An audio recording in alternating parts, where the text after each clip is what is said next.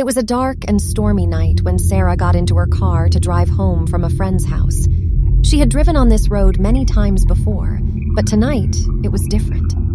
The rain was coming down in sheets, and the only thing she could see were the reflections of her headlights in the water on the road. The wind was howling, and the trees were swaying back and forth as if they were trying to reach out and grab her.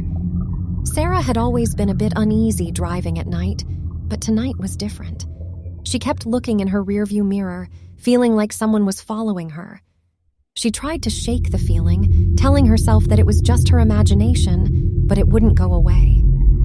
As she drove further down the road, she saw a figure in the distance. At first, she thought it was a tree, but as she got closer, she realized it was a person. They were standing in the middle of the road, and she couldn't see their face because they were wearing a hooded sweatshirt. Sarah slowed down and honked her horn, but the figure didn't move. She started to feel uneasy, but she didn't want to stop. She thought about calling the police, but there was no signal on her phone. As she got closer, she realized that the person was holding something in their hand. It was a knife. Sarah's heart raced as she tried to think of what to do. She couldn't back up because the road was too narrow, and she didn't want to get out of the car. The figure started to move towards her, and she could see their face. It was a man, and he had a sinister grin on his face. Sarah hit the gas and tried to drive around him, but he jumped in front of the car, causing her to swerve off the road. The car crashed into a tree, and Sarah's head hit the steering wheel. She felt blood trickling down her face as she tried to regain her senses.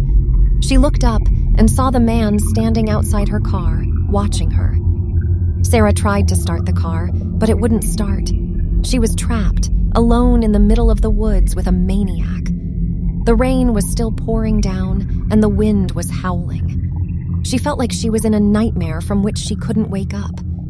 The man started to circle the car, tapping the knife against the window.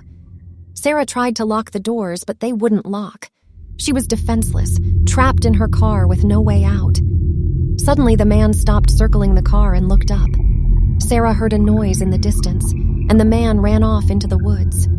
She sat in her car, shaking and